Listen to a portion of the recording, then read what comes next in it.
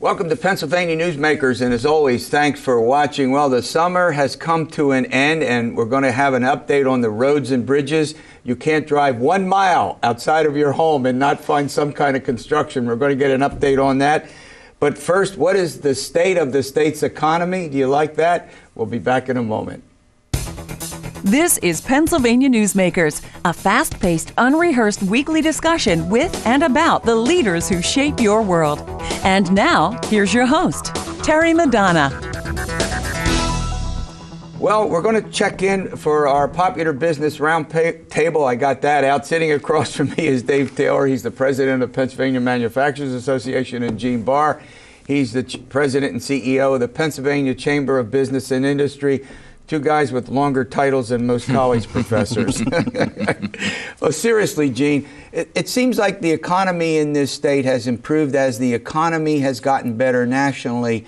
What's your take on this? There's a lot of truth to that. And in fact, we do a survey each year, and our survey shows there's been an increase in confidence, a willingness to invest, but more of a willingness to hire. And of course, a lot of that is related to the fact that the market's doing well, economy's doing generally well at the national level, and that moves down as well. Pennsylvania's problem always has been that we never have these huge upswings, we never have the huge drops, we just chug along. The trouble is we tend to chug along in many cases at below the rate that many other states are growing, and that's a problem for us and something that our organizations continue to focus on. How do we get Pennsylvania to grow more, to sustain, to get the revenues in? But generally, what's happening at the national level is helping across the board. Percolating here. Yeah, David, look, as you know, because this is your field, this used to be, the #1 industrial state in the world. Manufacturing, you couldn't go 20 feet and not find a manufacturing operation. It went into decline. But it looks like it is coming back. Is that your assessment too? Well, that's true, and Gene is right on target, that it's important that Pennsylvania be moving in the right direction, but it's even more important that we be moving in a positive direction at the same rate or better than the national average. And so this is why we need Pennsylvania to accelerate economic growth, and the way that we believe we can do that is through expansion of the energy opportunity. I was very pleased to be in Pittsburgh this week with Gene when Peoples Natural Gas and Chevron rolled out their Forge the Future campaign at paforgethefuture.com. And they estimate if we do the right pro-growth, pro-production steps, that we can expand GDP in Pennsylvania by $60 billion over 10 years, add 100,000 jobs, and that the resulting economic growth will bring in an additional $2 to $3 billion of revenue in recurring revenue year over year to the Commonwealth. So this is the way out of our budget problems. And that fits into this pattern. I mean, we can talk, there's obviously important environmental concerns here that get expressed, but Pennsylvania's history has always been one, if you will, as an energy state. We always have been. For many, many years, we've been an energy exporter. Typically, that was a result of our historic strengths in coal, nuclear, oil, et cetera. The natural gas is a new and emerging strength and has really come on in recent years. It's one of the reasons, to be quite honest, tied to the budget for a minute, why our organizations and others were so seriously concerned about the tax proposal. Putting an additional tax on the natural gas industry, a brand new tax on people who use natural gas. We need to focus on this as a strength, and it has an adverse impact on manufacturing when you do what we call above the line. That is adding more costs during the manufacturing process. In a couple of cases, we had individual members, one site, it was going to add $500,000, $750,000, one as much as $3 to $4 million a year in additional costs. So Pennsylvania needs to accentuate our strengths. One of those strengths very much, as Dave has noted with the numbers, is energy, and we should be able to utilize that to say we've got affordable, accessible energy here. Are there any other manufacturing areas? I want to talk a little bit about Amazon and the prospect that we could become their eastern headquarters. I guess that's the way to put it, their big bases. Well, I mean, Pennsylvania has long over-relied on the taxpayer-funded, government-directed subsidization that we call economic development. Instead, what we need to do is to have better fundamentals. We need to lower the baseline costs of creating and keeping jobs because we live in a world where talent and capital is more mobile than it has ever been. And it strikes me as being something of a fool's errand that at the same time that the governor and the legislature are looking to bleed a captive industry, an incumbent industry. Not the House of Representatives. There's well, one no, chamber. Well, that's exactly right. body. And we thank Speaker Turzai for his leadership. But, what's the saying? A bird in hand is worth two in the bush. We need to stop chasing the shiny object and instead work on tending the garden that we have with our own indigenous opportunities. Gene, one of the other problems, and that became very evident when you look at rural and small town Pennsylvania, I know that's an area that both of you, you want to focus on bringing jobs back, is that many of the folks there don't have the skills and don't have the training. They're there, in many cases, underemployed. Do we need to sit down and rethink the delivery of education services into rural and small town Pennsylvania in particular to make sure that the skills and the job training, Well, first, as you know, workforce development has become a major effort of our organization and our organization's plural. It certainly is tied to education. If you think about it, many arguably don't do our education system much differently than we did 50, 60, 75, 80 years ago. So I think the answer to that is yes, we've got to figure out how we develop that basic education better, but at the same time, how we do a better job of connecting what we think the jobs are going to be in 5, 10, 15, and 20 years with now. And in many cases, let's be honest, it may not involve a 4-year degree. Well, sure. It may be a 1-year or 2-year. Right. We're going to run to a break. When we come back, I want to talk about the prospect that Amazon could set up a headquarters here in Pennsylvania. We'll do that after these words. This broadcast of Pennsylvania Newsmakers is presented by the Pennsylvania Chamber of Business and Industry, the statewide voice of business, and by the Pennsylvania State Education Association and Partners for Public Education, bringing the power of a great education to our schools, our students, and our communities.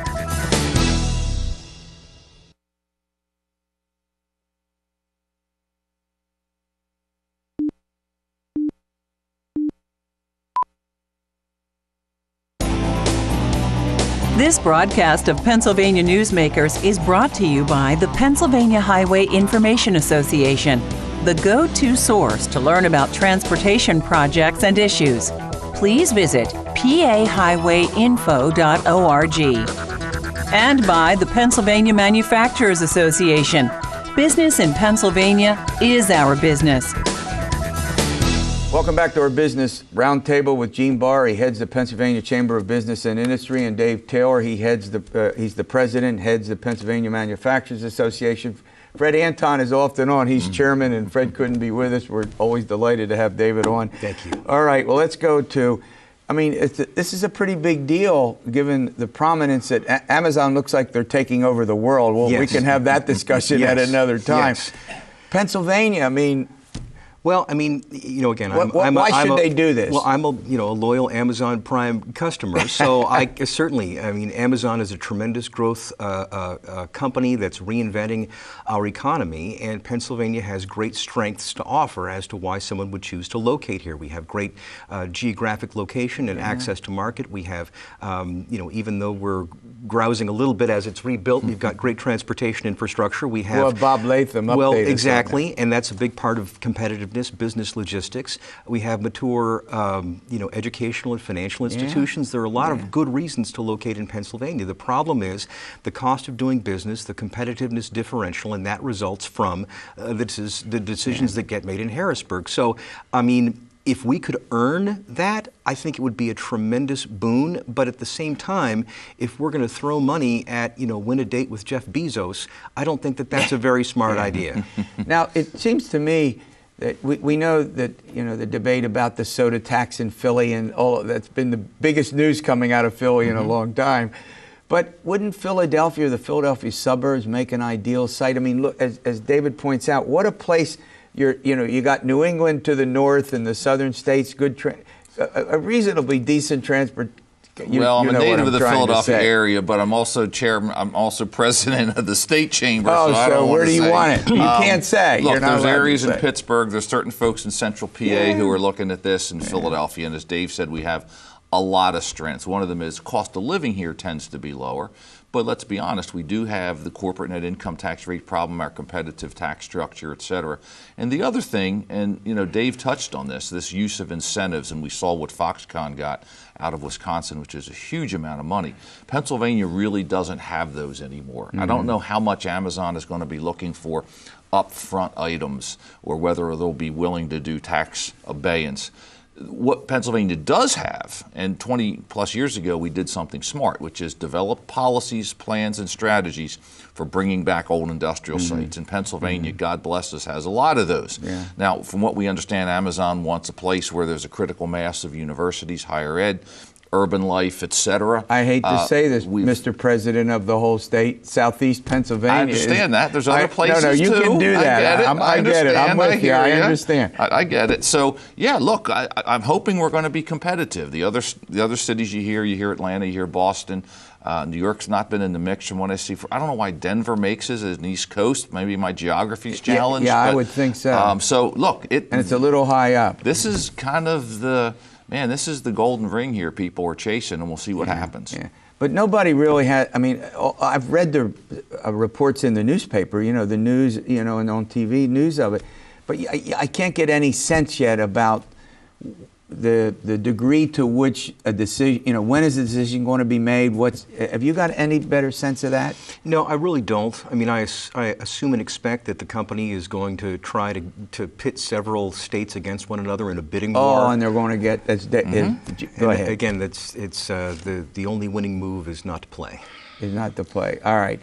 Well, before I let you go, here we are now, we're pushing October. We still don't have a way to fund the state government. They agreed to spend, $600 million more than last year. We got a $2.2 billion deficit. I'm not talking about long-term structural debt, just the lack of revenue coming in for this spending. Gene, we'll do this pretty quickly. Can they get this done?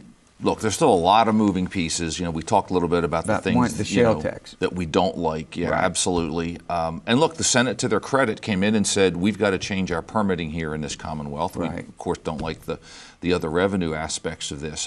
I don't think anyone is exactly sure how this comes around. We continue to have an exploding payment to pensions. It's now eating up more than 10% of the general fund budget. Right. Our pension reform didn't touch existing, only future employees. All right, they're out of time. David, I want to thank you for coming in. Gene, you guys are always welcome.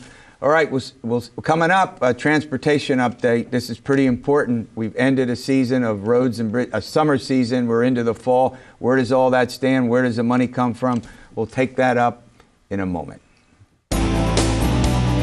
This broadcast of Pennsylvania Newsmakers is brought to you by the Pennsylvania Credit Union Association.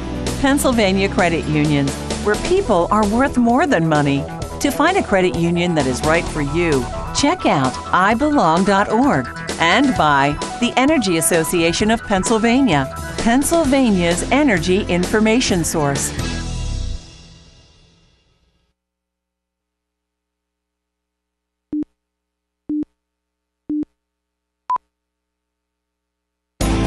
This broadcast of Pennsylvania Newsmakers is presented by the Hospital and Health System Association of Pennsylvania, working towards a healthy Pennsylvania. Well, as I indicated earlier, I don't think you could drive 1 mile outside of your home and not find some kind of road or bridge construction or renewal or paving or whatever. And I know we often had to sit there, but it was definitely needed. Sitting across from me is Bob Latham. He's the Executive VP of the Associated Pennsylvania Constructors. He's our go-to guy on all these things. All right. Good morning. Did I exaggerate? No. Give us an update. Once again. What did happen? What happened last year? Like we always talk about, what we've done with the funding bill from several years ago known as Act 89, we put a lot of money into infrastructure improvement or rehabilitation, so we're not building a lot of new projects. There's only 1 or 2 new projects in the state. It's all rehabilitating, fixing existing bridges, fixing existing roads. Our geography, our geology, we're old, cold, and wet, and we have to fix it up. That. Old, cold, and wet. And you can't you can't do that unless it's under traffic. There's no time of the day when people aren't driving. So unfortunately, it is a little bit disruptive, but we're getting it done. We're putting a lot of people to work. And you can see by the interest in our Commonwealth by the distribution industry. I know you talked with the business folks recently about Amazon and all that. I mean, that's to our advantage. I saw a very interesting piece in the Philadelphia Inquirer looking at Philadelphia area's transportation network as a key component of drawing Amazon in. Right. This is what draws in business. Now, how much money is actually being spent annually? On the highway system? Think about this. If we hadn't passed Act 89, we would have been at about $1.5 billion a year in construction. That sounds like a lot of money. But right now, because of Act 89, we're able to boost that to about 2.4. That's what I was going to say. And that's getting a lot of things done. We're fixing, right around here in the Harrisburg area, we're going to fix 83 from the Susquehanna River all the way up to the 81 split. But I will tell you something. I drive an awful lot around the state, all over the place, as you do. Right. I still see areas that not been touched that need fixed, and we can't have a dilapidated infrastructure unless I'm on Mars. One of our major arteries is I-81, goes right through from Maryland up to New York. Yep. Again, because of the mountainous terrain, topography, and the truck traffic because of its location and its advantage for distribution. Right. That road is obsolete. It needs to be redone from border to border. It would still be a tremendous expense. All right, let's go to an important topic. As you accurately point out, in 2013, they approved this state law which provided important new resources for roads and bridges. The fact of the matter is that a significant amount of that has been diverted to another cause. We're not going to argue the other cause isn't important, but they're taking money away. You finished my thought here. I know you want to talk about this. Well, again, Act 89, or the transportation funding bill, was just that. It was not a highway bill. It was not a mass transit bill. It hit every component of transportation: port improvements, pedestrian facilities, bike paths, short line railroad, as well as a big boost in the highway program that I just talked about. So immediately after the passage of that, the legislature started to siphon some of that money away on the highway side in order to fund ostensibly to fund state police operations. But since that just basically augments the general fund. So what they were doing was avoiding what they had to do with the general fund to the tune of now about $175 million a year cumulatively, or about 9 cents of the gas tax. So when people say, gee, our gas tax is high, well, because it's supposed to go to improving transportation and roads and bridges, and now, but it's being diverted. Yeah, and now we're looking at doing it with the other portions of Act 89. I want to continue this conversation. There's some other important aspects of this that I want to get into with you. We'll do that after these words. This broadcast of Pennsylvania Newsmakers is brought to you by the Pennsylvania Medical Society. Inspired physicians committed to the good health of Pennsylvanians and the advancement of the practice of medicine. And by the Pennsylvania Healthcare Association, advancing quality, improving lives.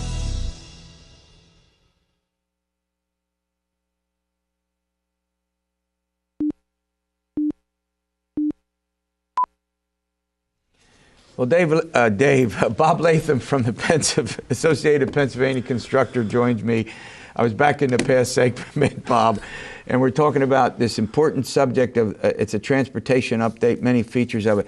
You made a point I want you to reiterate. Well, the point is that the transportation funding bill was not a highway bill. It wasn't a transit bill. It was a total system-wide bill. So it had money in it. It has money in it for not only roads, not only bridges, public transit, which again, I remind people is in all 67 counties. It's not just the Southeast or the Southwest. It's very important as far as commuters and the ability for people to get around, as well as money for upgrading our ports. And we have inland ports on the western part of our state that people don't realize. Pittsburgh is a port, Erie is a port, and a lot of short line railroad money. So when we talk about those types of funds within that bill, those are very, very important projects, which is one reason we're concerned, we're very opposed to the notion of taking money out of those funds in order to balance the state budget, which was the House Republicans' plan. It's not the original purpose of the funding. Absolutely. Am I right or wrong? Absolutely. I mean, that was a bill that legislators debated for 2 years. There was a lot of angst, and at the end, they passed the bill in order to be able to invest in our infrastructure, not to simply say, well, because we got a bank balance over here at the end of the year, we're going to take that money and sweep it over to something else. Yeah. Now let's talk about, I mean, one of the other things, I don't know if this affects us in the long run, but it's important, and that is the Pennsylvania credit rating. Well, here we go, Standard & Poor announced a credit drop. It's still pretty high, but in the long run. The point is, I think that if we keep avoiding the issue, which is needing to look at the whole structure of state government. If there are 42 funds or 142 funds that the legislature is questioning their use, then maybe we need to look at how agencies are formed and how they're funded. And I think we have a structural deficit over and over and over again. We have to look at our revenues. Are we bringing enough in? Yeah. Are we funding Good things? point. I think Gene Barr alluded to earlier the pension issue. We still really never dealt with that. And that's a big problem. It's not just a problem for the state, but for local governments and school boards as well. Yeah. But I mean, make no mistake about it, and you and I have chatted about this for several years. Putting money into the construction of highways, and not construction, but the repairs on this broad mix of considerations, the fact of the matter is it improves the economy for business. It makes driving and other forms of transportation safe, and we need it for a modern economy. How can you not buy into that? I mean, what possible reason? Well, I mean, I think I don't know. I mean, I agree with you. But the point is, it is a big improvement in people's quality of life if you can get around town. And again, we talked earlier on the show about some of the strategies we use, which were not concrete and steel, but electronics and ways to move traffic around. And you see that in a number of areas. So looking at mobility and transportation has always been a driver of economies going back to the beginning of time. Civilization located at rivers because that's how you could get around.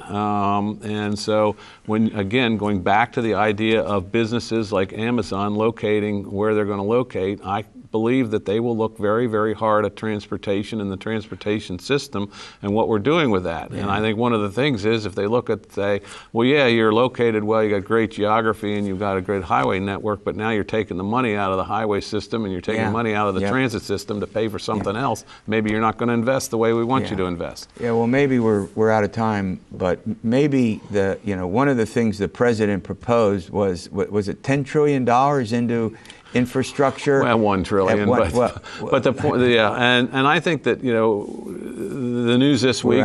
We're out of time. Thanks for coming. All right, we'll see you next week for another edition of Pennsylvania Newsmakers, and as always, stay well.